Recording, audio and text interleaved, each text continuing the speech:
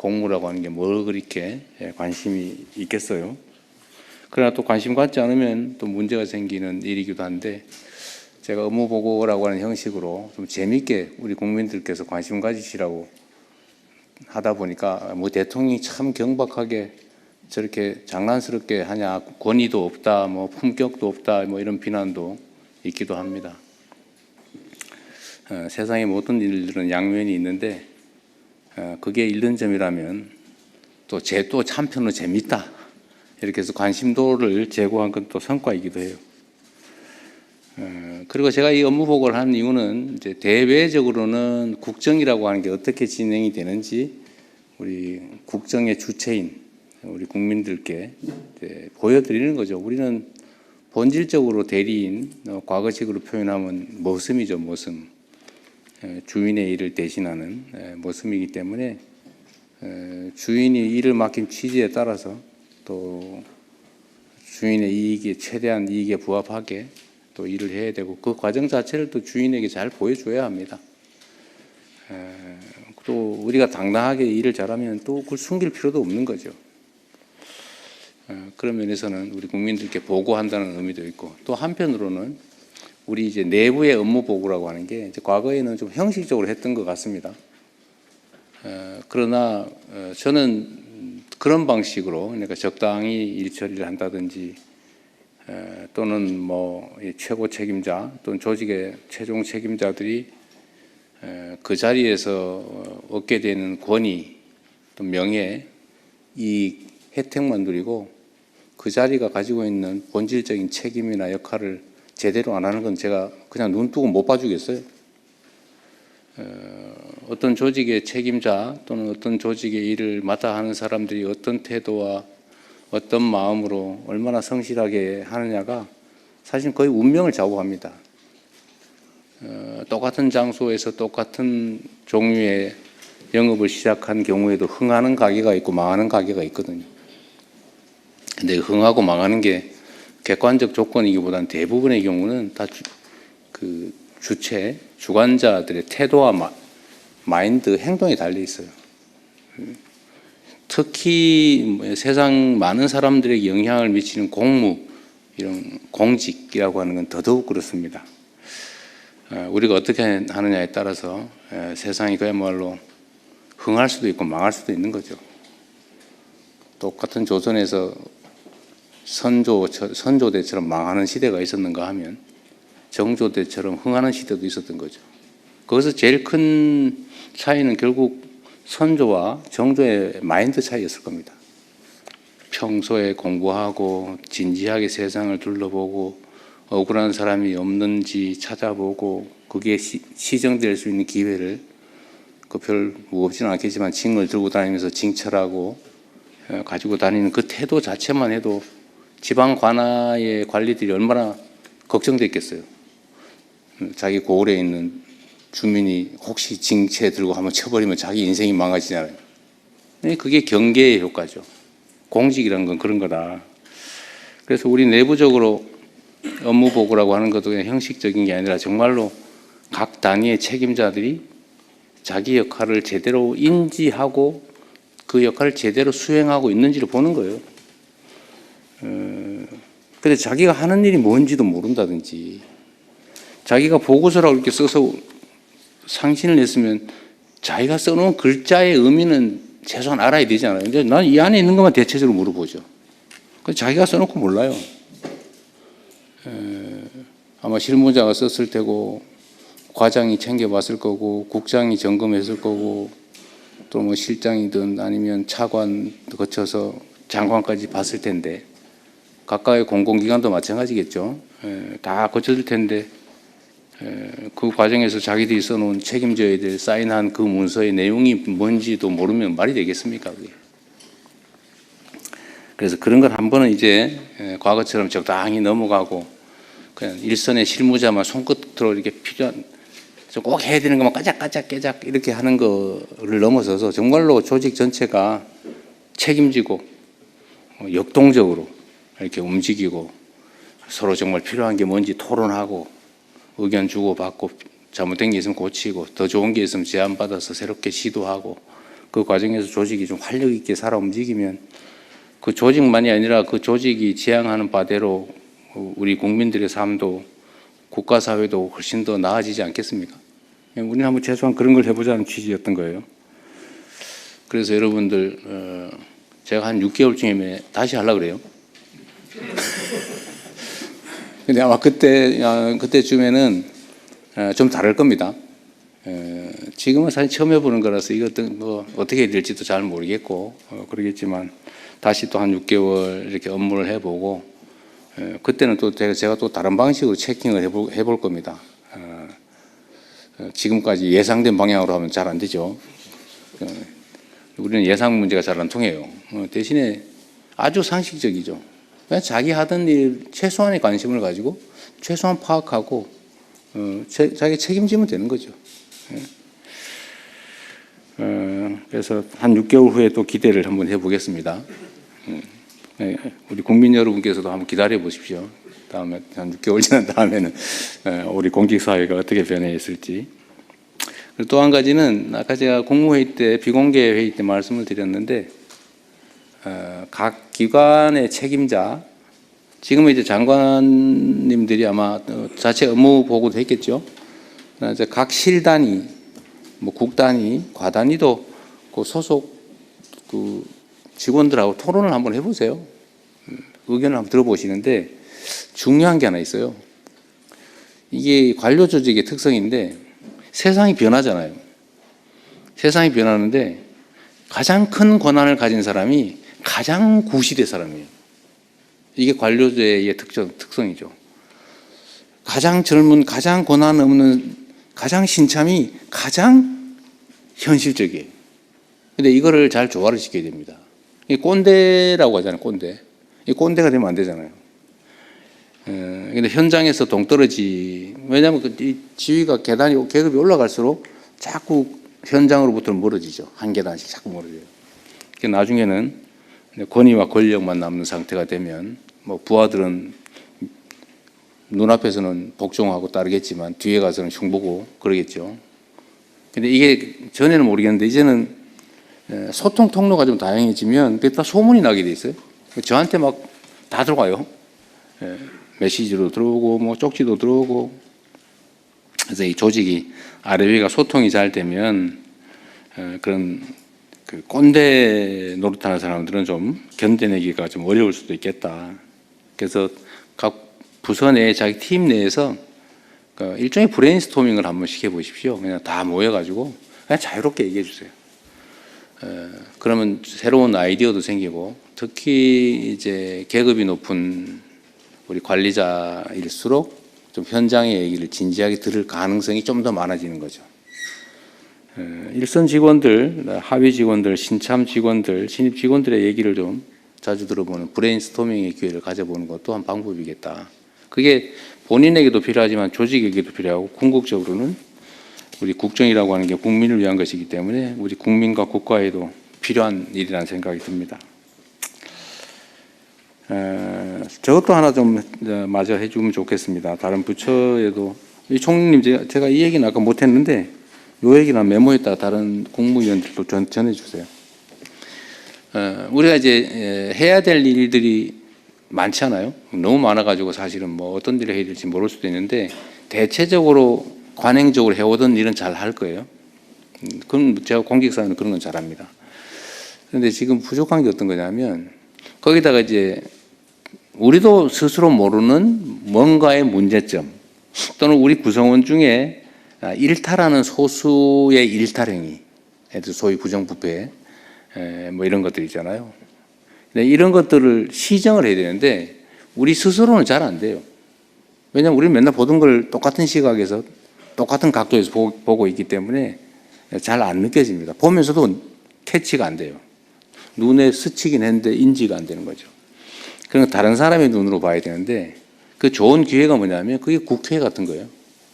특히 야당, 국회, 언론, 시민단체, 무슨 비판적인 전문가 이런 사람들이 하는 얘기들을 잘 새겨서 잘 받아들여서 잘못된 게 있으면 시정하고 좋은 제안이면 받아들이십시오. 그래서 지금은 바빠서 못했는데 이제 조만간 그건 해야 될 것 같습니다. 그러니까 원래 국회에서 지적된 거를 처리하는 시스템은 있는 것 같긴 하더라고요. 근데 그게 좀 제대로 됐는지를 좀 확인하려고 합니다. 이제 앞으로는 대국회용이 아니고 우리 정부 자체적으로 언론, 뭐 이런 시민단체, 야당, 국회, 또 감사기관 뭐 이런 데 지적된 문제들에 대해서 제대로 다 시정을 했는지, 그들의 지적이 잘못될 수도 있으니까 뭐 잘못된 경우는 그건 이래서 잘못됐다 이렇게 정확하게 정리하면 되죠. 어쨌든 이걸 처리했는지도 한번 점검을 하도록 하겠습니다. 그래서 기회도 주시고 다음 아마 뭐 6개월 후가 될지는 잘 모르겠는데 하여튼 그때 업무 보고를 하면 주로는 이제 기존에 지적됐던 것들이 시정되지 않고 남아 있는 거 아마 이런 것들을 주로 챙기게 되지 않을까 싶어요. 그거 한번 관심 가져 주시기 바랍니다. 그리고 지방정부와 지방 공공기관들도 마찬가지로 이게 뭔가 점검이 좀 돼야 되는데 이건 이제 지방자치제도의 특성상 중앙정부가 마음대로 할 수는 없는 것이어서 정부 차원에서도 좀 지방정부들의 이런 행정을 어떻게 할지 나름 뭐 의회 제도나 다 있긴 한데 중앙정부 차원에서 이걸 포기할 수는 없으니까 그 방법도 한번 확인해 주시고 각 부처 단위로도 소관 사무와 관련된 지방 행정이 어떻게 이루어지고 있는지 점검을 한번 해봐 주시면 좋겠다는 생각이 듭니다. 하여튼 뭐 보고회라고 하는 게 너무 긴장되고 좀 그럴 수 있는데 어쨌든 뭐 처음이니까 그렇다 생각하시고 다음에는 좀 부드러운 환경에서 할 수 있도록 노력하겠습니다. 그리고 우리 국민 여러분께서도 국정이라고 하는 게 이게 남의 일 같지만 사실은 국민의 일이거든요. 약간 이게 느낌이 좀 멀어 보이지만 내가 직장에서 돈 벌어서 가족을 부양하는 일만큼이나 이 국정이라고 하는 게 나와 나의 가족들, 내 자녀들의 삶에 치명적인 직접적 영향을 미치는 것이다. 그런 걸 당연히 아실 테니까 좀 더 많은 관심 가져주시면 좋겠습니다.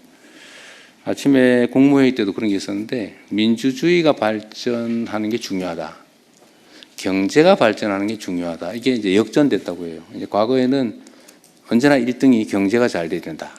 이렇게 얘기를 했는데 이제 먹고 사는 문제가 더 중요하다 이렇게 얘기했는데 올해 조사한 결과에 의하면 민주주의가 제대로 된 나라가 더 중요하다 이렇게 답하는 게 1등이었다고 합니다. 근데 그게 정말로 정확하게 맞는 거죠. 민도가 좀 높아진 거라고 생각해요.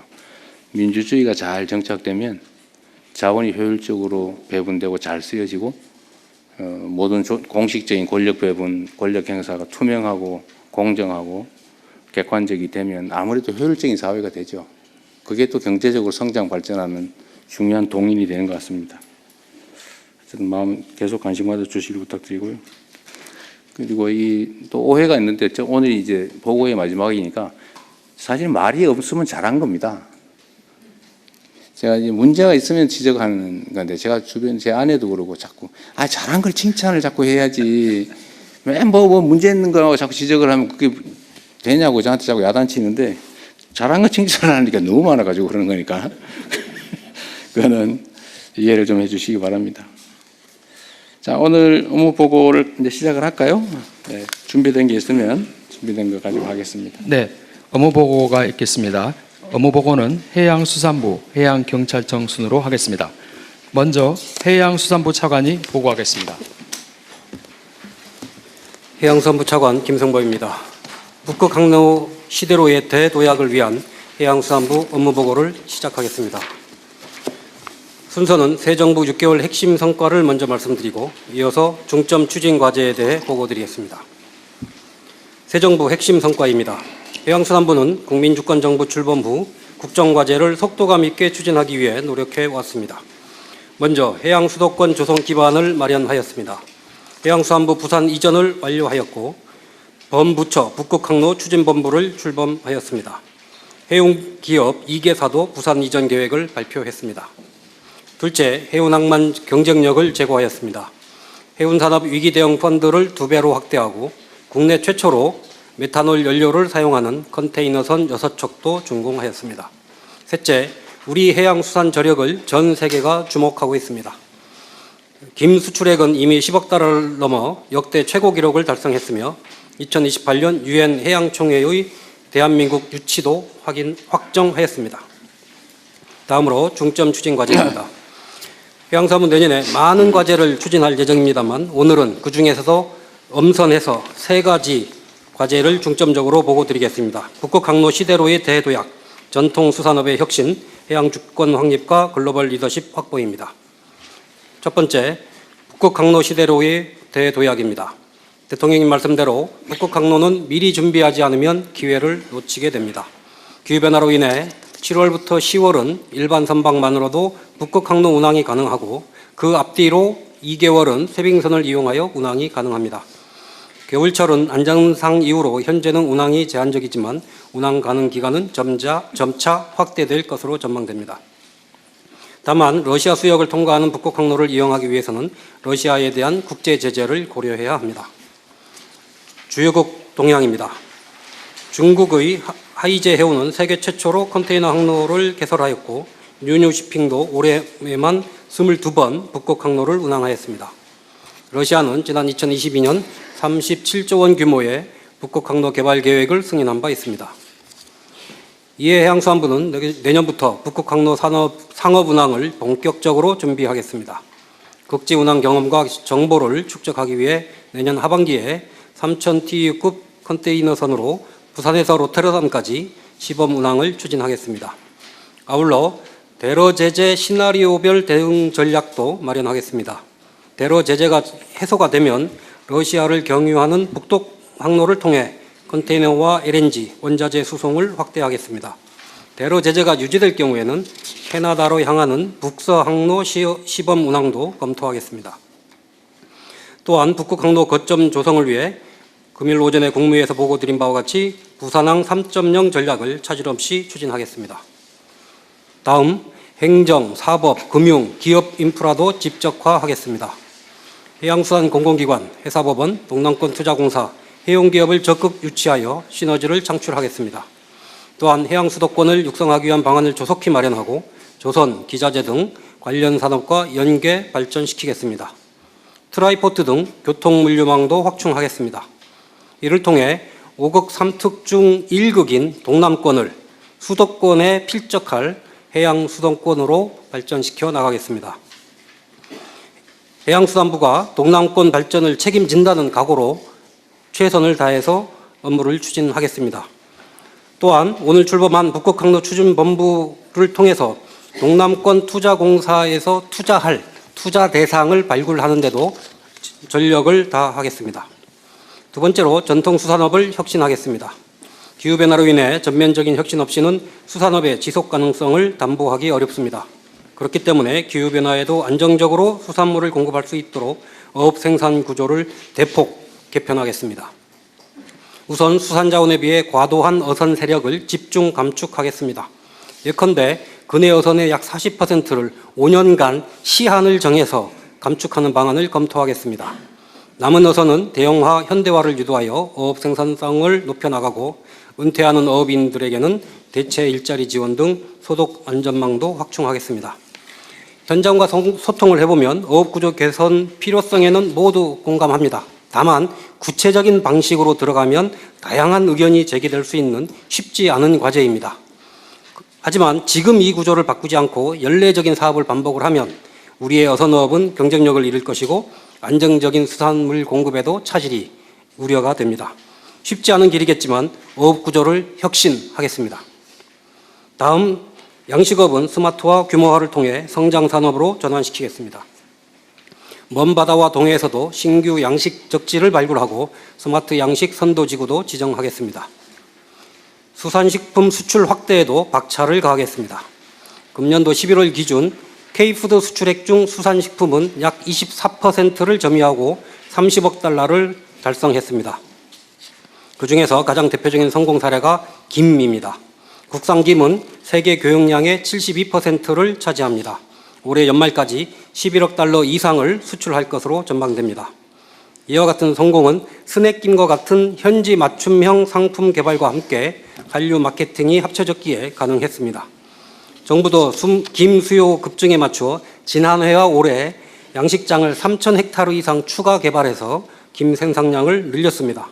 앞으로도 김 수급 안정과 수출 확대를 위해 최선을 다하겠습니다. 김 이외에도 참치, 굴과 같은 수출 유망 품목의 경쟁력을 높여 나가겠습니다. 이를 통해 2030년까지 수산식품 수출액 40억 달러, 김 수출액 15억 달러 이상을 달성하겠습니다. 마지막으로 해양 주권을 확립하고 글로벌 해양 리더십을 확보하겠습니다.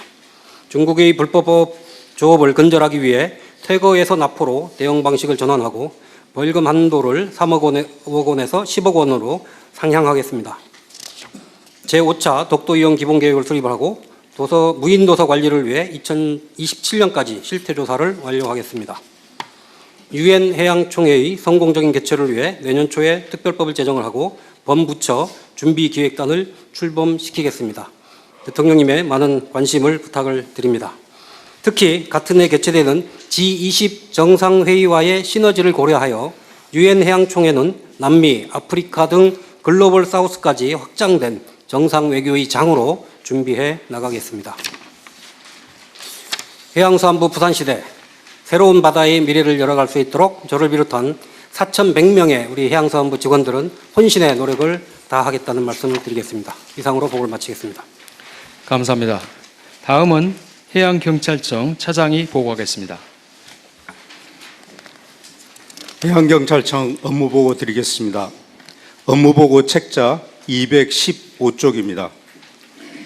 해양경찰청장 직무대행 장인식입니다. 우리 해양경찰은 국민의 생명과 안전을 최우선으로 하여 세 가지 전략을 중점 추진해 나가겠습니다. 먼저 안정적인 해양법 질서를 확립하겠습니다. 어민들의 생업을 위협하는 불법 외국어선을 강력히 단속하고 마약, 미립국 등 해양으로 유입되는 국경범죄를 사전에 차단하겠습니다. 국토 면적의 4.5배인 대한민국 해양영토 수호를 위해 위성 등을 활용한 해양 영역인식 구축과 경비함 증강 배치를 통해 우리 바다를 빈틈없이 보호하겠습니다. 둘째, 국민에게 신뢰받는 해양 안전망을 구축하겠습니다. 최선의 대응은 사고 이전의 예방이라는 신념하에 선박 교통강제를 확대하고 연안 순찰 드론을 단계적으로 배치하여 안전관리를 강화하겠습니다.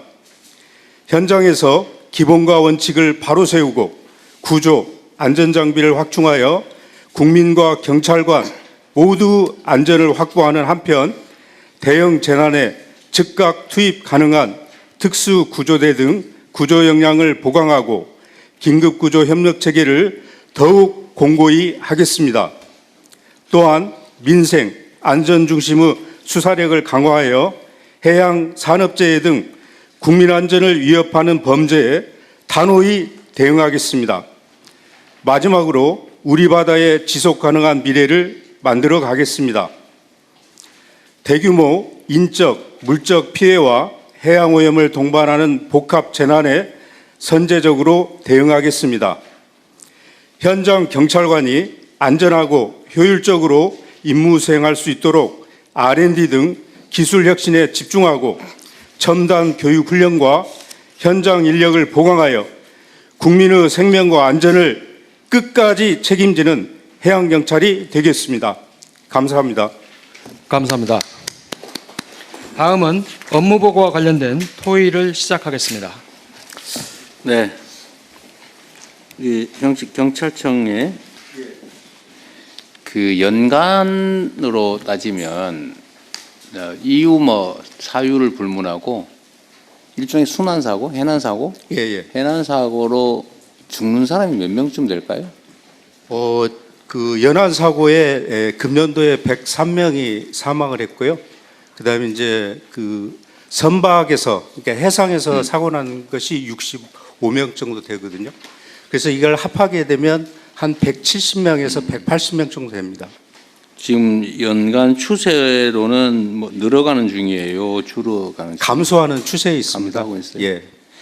그 바다에 빠져서 익사 사고가 제일 많겠죠? 예, 그렇습니다. 아무래도. 선박 내에서 무슨 사고 예. 이런 거나 아까 60몇 건? 그러니까 선박 사고는 이제 어민들이 이렇게 사고가 나는데요. 어민들은 이제 구명조끼도 이렇게 착용하는데 다만 이제 연안에는 관광객들이 대부분입니다. 이분들은 이제 갯바위라든지 낚시하다 죽는 사람. 예, 그런 분들이 사망률이 좀 높은 편입니다. 그 낚시객들 사망자는 연간 얼마쯤 될까요? 그러니까 뭐 그게 바다에 배 위에서 하든지 아니면 뭐 갯바위 낚시하든지 가리지 말고. 그 저희가 낚시 선박이 연 한 4,000척 정도 네. 등록이 되어 있거든요. 근데 사망으로 이야기하면 낚시어선의 사망은 제 기억으로 16명으로 알고 그렇게 있는데 많지 않군요. 오히려 예, 예. 그러면 저기 갯바위 낚시 이런 게 더 위험한 거예요? 갯바위 낚시하고 합하게 되면 합쳐서? 한 80명 정도 될 것 같습니다. 갯바위 낚시가 훨씬 더 많이 죽는다는 얘기예요? 선상 낚시보다? 예, 갯바위하고 이제 갯바위 낚시가 많이 사망한다고 봐야 됩니다. 갯바위 낚시도 맨날 사고 나던 데서 사고 나지요. 예, 주로 그렇습니다. 그걸 예방하려면 어떻게 해야 될까요? 저희가 현장을 더 자주 순찰해야 되고요. 다만 이제 위험 지역은 저희가 출입 금지 구역을 지정해 놓습니다. 요게 이제 44개소가 되어 있는데요. 요 44개소에 대해서는 저희가 출입을 통제를 하고 있습니다. 어쨌든 뭐 줄어든다니까 다행이죠.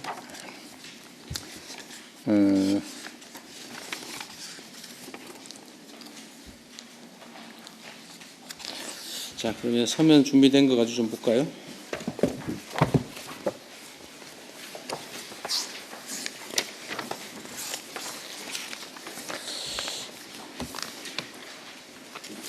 현재로서는 해수부의 가장 중요한 과제가 북극 항로 개척이죠. 아까 보니까 그 여름 석 달 그리고 조금 쇠빙선을 대동하고 다녀야 되는 게 전후로 한 달 정도. 그럼 그 7월 말부터 7월 중순부터 10월 중순까지는 쇠빙선 없이도 다닐 수 있다. 그 뜻입니까? 그렇습니다. 예, 한 4개월 정도는 쇠빙선 없이도 다닐 수는 있고요. 예, 아마 러시아에서 제도적으로 쇠빙선을 붙이라고 하는 경우는 있는 것 같습니다. 그러니까 없이도 다닐 수 있는 상황이다. 예, 물리적으로는 혹시 모르니까 쇠빙선이 필요하긴 하겠죠. 인도선 같은 개념으로. 예, 선도하는 네네. 의미로 예, 필요합니다. 이게 지금 유럽까지 가는 거리나 비용이나 시간이 약 3분의 1이 줄어들어서 3분의 2 정도밖에 안 든다 그런 얘기죠. 그렇습니다. 그럼 여름철에 쇠빙선 없이 갈 수 있는 기간에는 만약 유럽으로 가는 화물이라면 물론 중간에 기착하고 지나갈 수도 있지만 아니, 만적하고 유럽으로 바로 간다라고 하면 사실 저기 남쪽으로 돌아갈 이유가 전혀 없는 거죠. 예, 이론적으로 그렇습니다. 지금의 제한 요소는 항로가 잘 개발이 안 돼 있고 좀 잘 모르고 예, 수심도 좀 얕은 데도 있고요. 그리고 또 확인도 좀 불확실하고 항로가 정확하게 개척이 안 돼 있다. 그런 문제. 더 중요한 거는 지금 이제 국제 정세 러시아의 도움 없이 그러니까 러시아 영해를 지나지 않고 갈 수도 있잖아요. 지금 저희들 북동항로 가는 수역의 대부분은 러시아 영해거나 이이지라서 사실상 러시아의 통제 하에 있다고. 경제 수역, 이제시 배타적 경제 수역. 그럼 거기 지나가는 거 거기서 뭘 잡는 거 말고 지나가는 것도 거기 통제를 받아요? 예, 국제법적으로는 뭐 이이지는 당연하고요. 영해도 그 무해 통항이라고 해서 특별한 해를 끼치지 않는 그러니까 단순 지나간대요. 통과는 허용하도록 돼 있습니다. 그런데 다만 러시아가 주장하는 것은 또 다른 조항이 있습니다. 이렇게 해서 이 해빙이 열거나 이 열악한 데는 연안국이 좀 더 강한 통제를 할 수 있다는 조항을 가지고 러시아는 이제 통제권 주장을 하고요. 더 위해 주겠다 우리가 위험하니까. 예, 그래서 이제 쇠빙선도 자국 쇠빙선을 앞장 세워서 운항을 해라 뭐 이런. 근데 문제는 쇠빙선 비용을 주는 건 어렵지 않은데 그게 국제 제재 위반이다. 그렇습니다. 그럼 지금 중국은 전기 항로를 개항했다고 하잖아요. 그래서 최근에 그건 어떻게 하고 있대요? 그래서 중국하고 러시아 간에 구체적으로 어떤 조건으로 이걸 합의를 했는지는 저희들이 확인을 할 바는 없습니다만 어쨌든 국제 제재를 해서 회피하고 있는 거예요? 저희들이 그 파악하고 있기는 자회사의 자회사를 통해서 하면 요 자회사는 다른 이제 뭐 예를 들면 미국 갈 일은 없는 선사인 거죠. 그러니까 제재를 당해 상관없다. 뭐 상관없다. 네, 북구항로 추진본부장 말씀드리겠습니다. 현재 중국의 국적 선사인 코스코는 현재 북극 항로를 다 운행하지 않고 있고요. 다른 중소 선사가 있습니다. 윤요 시핑이라든지 하이제라든지 이 시핑들은 조그만 회사고 사실 대미나 유럽 쪽에 그 경제 제재하고 크게 관련이 없기 때문에 러시아 측하고 그런 별도의 계약을 맺어서 지금 진행을 하고 있는 걸로 알고 있고요. 특히 여름철에는 그 지금 러시아 쪽에 세빙선 에스코트가 없어도 되기 때문에 자유운항을 하는 경우도 상당히 많이 있는 상황입니다. 근데 지금 이게 그 항로라고 하는 게 특성이 초기에 선점을 하면 나중에 진입하기 어렵다면서요. 그러니까 중국이 지금 전기 항로를 개척하고 거기를 계속 항로를 많이 사용하고 난 다음에 나중에 좀 열리고 나면 우리는 그때 들어가려면 쉽지가 않다. 지금 그렇게 얘기하던데 어때요? 먼저 운항한 경험을 통해서 뭐 운항 경험, 노하우, 데이터들을 이제 조금 더 확보를 하고 있기 때문에 좀 더 운항상의 안정감, 뭐 효율성 이런 거를 제고할 수 있기 때문에 다른 이제 화주들한테 더 어필을 할 수 있다는 측면은 고려를 해야 될 것 같습니다. 하여튼 초기에 꼭 이익이 되지 않더라도 투자하는 개념으로라도 우리도 좀 적극적으로 항로 개발도 하고 활용 방법을 찾아야 되겠죠? 예, 그래서 어쨌든 저희들이 내년에 컨테이너를 통해서 어쨌든 부산을 통해서 북극 항로를 통해서 유럽까지 가는 요 한 사이클을 한번 해보겠다는 그런 계획을 가지고 구체적인 방법을 찾도록 하겠습니다. 우리는 아직도 한 번도 그쪽 지나가 본 일이 없나 보죠? 그 항로를 전체로. 전체를 컨테이너로 해서 운항한 적은 없고요. 이제 벌크 화물이라고 해서 이게 뭐 컨테이너가 아닌 화물을 러시아하고 우리 항만을 왔다 갔다 한 것은 저희들이 5번 정도 과거에 경험이 있습니다. 러시아. 그냥 그거는 북극 항로라기보다는 러시아와 대한민국 사이 항로 아니었던 거예요? 그래도 그 중에 일부는 겹치는 북극 거. 항로를 일부를 운항을 했기 때문에 예를 들면 저희들 유럽으로 가는 진정한 의미의 북극 항로를 실제 가본 일은 아직 한 번도 없군요. 그러니까 우리는. 컨테이너로 가본 적은 없습니다. 그럼 뭘로는 가봤어요? 탐험선으로? 그 딴 걸로 뭐 5차례 가봤다는 얘기로 들리는데? 북극 항로 추진본부장입니다.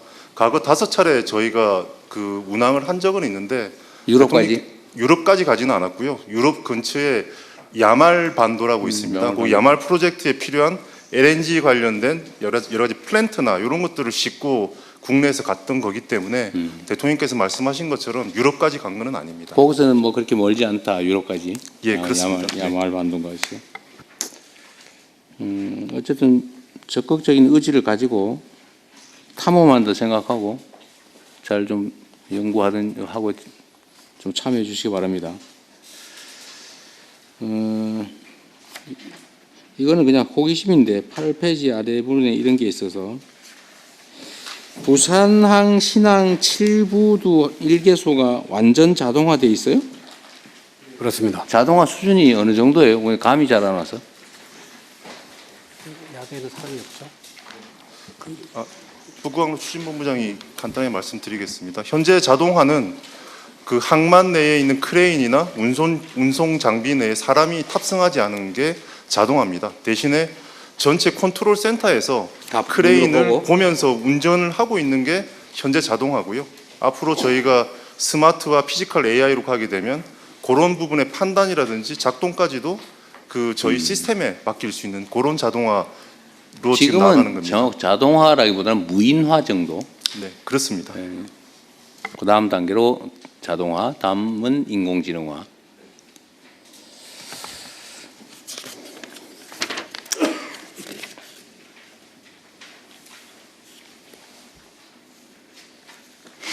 아까 그 얘기 중에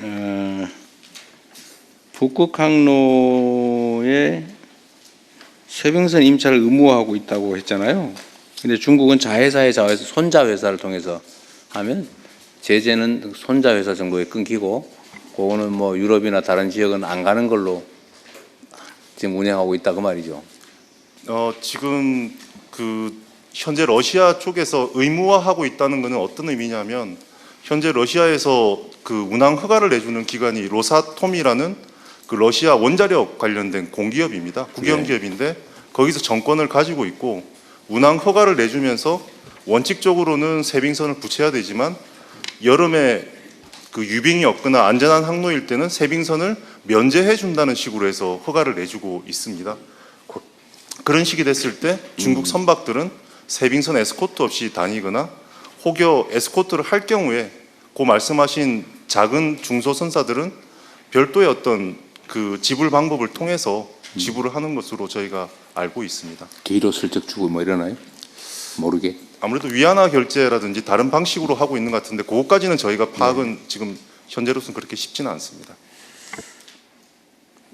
하여튼 우리도 가능한 방법을 최대한 찾아내서 여름 한철이라도 좀 시범 항로라도 개척해서 어쨌든 자료 데이터 축적은 계속 해나가야 될 텐데 그죠? 네, 그렇습니다. 그래서 이번 중국 선사 사례도 있기 때문에 어쨌든 여름철에는 쇠빙선을 안 붙이고 운항을 하게 해줬단 말이죠. 뭐 똑같은 조건을 저희들도 뭐 요구할 수 있을 거라고 생각을 합니다. 러시아와 외교 관계도 중요하겠네요. 지금 그 북극 항로 중에 소위 북동 항로, 그러니까 유럽으로 가는 왼쪽이 북동 항로. 거기 말고 소위 북서항로라고 하는 게 이제 오른쪽으로 캐나다 쪽으로 가는. 알래스카를 지나서 캐나다 쪽으로 가는 거죠. 연안을 통해서 가는 그쪽은 별로 사업성이 떨어지나 보죠? 여건이 바다 여건이 더 어렵습니다. 북동 항로보다. 수요도 그리 많지 않고. 뭐 그러니까 당연히 아직은 이제 그쪽도 그렇게 전체를 운항을 해본 네. 사례가 없습니다.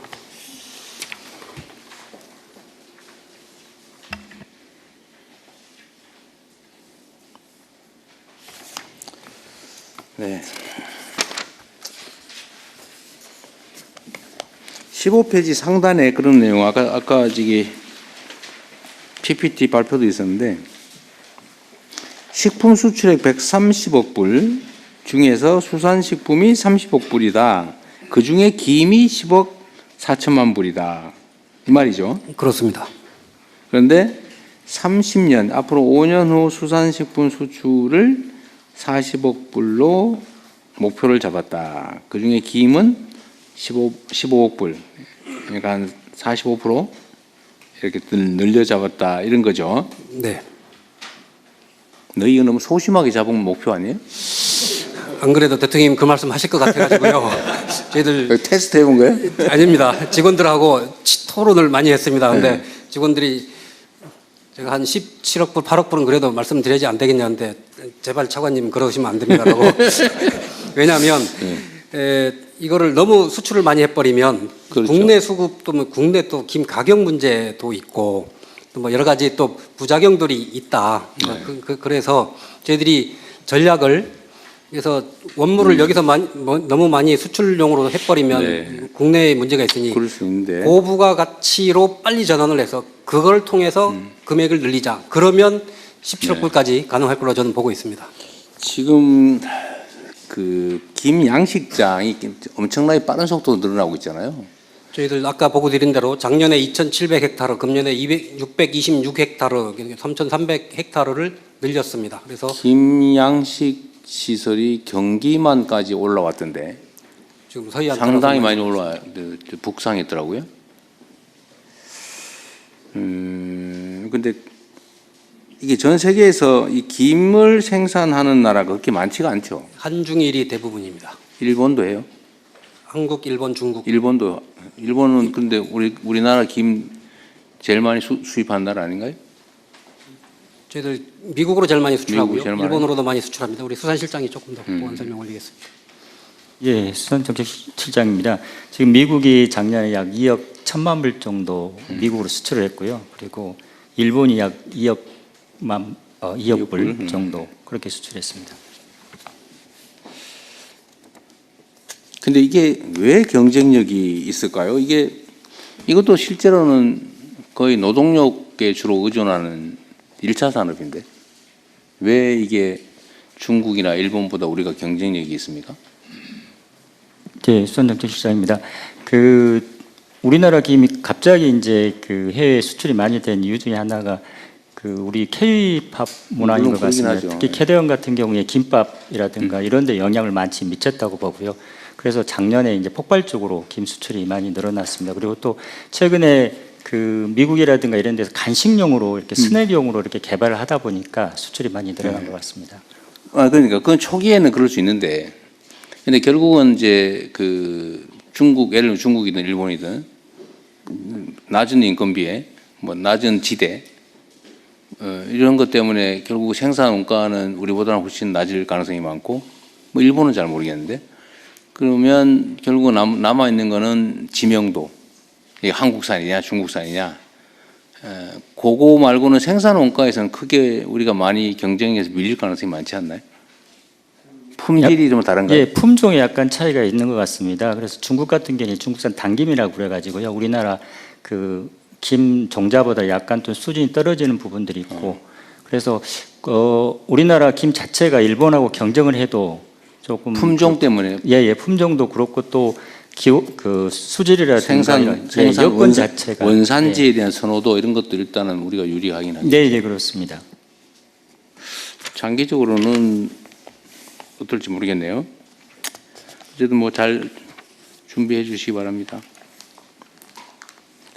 그 다음에 17페이지를 보다가 제가 생각난 건데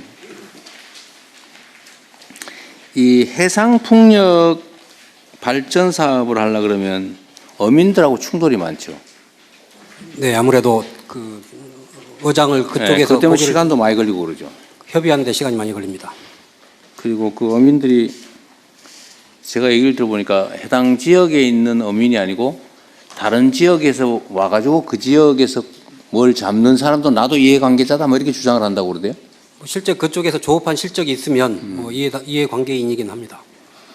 뭐 한두 번이라도 왔다 간 기억이 기록이 조업 있습니다. 실적으로 이제 확인이 되면은 그분들 입장에서는 어장을 잃는 결과가 되기 때문에 그 부분 저도 고려를 하기는 해야 됩니다. 근데 그게 제일 큰 문제라던데 그건 해결 방법이 마땅치 않네요. 이제 현장에서는 여기저기 그래서 아주 기록 남겨놓고 그러면 개발하는데 특히 해상풍력은 여기저기 다 해야 되는데 나도 거기서 고기 잡았었다 한때 조기도 잡았었다 오징어도 잡았었다 이러면 다 보상해 줘야 됩니다. 이제 주장은 하는데 저희들 이제 다 조업 실적, 위판 실적으로 그거를 위판 실적. 입증을 또 해야 되기 때문에 그 입증을 하면 됩니다. 실제로 어떠세요? 이게 해상풍력은 소위 고정식 바다에다 이렇게 고정하는 방식. 고정식은 일정한 수심 이내에만 가능하잖아요, 그죠? 아무래도 이제 깊어지면 연안이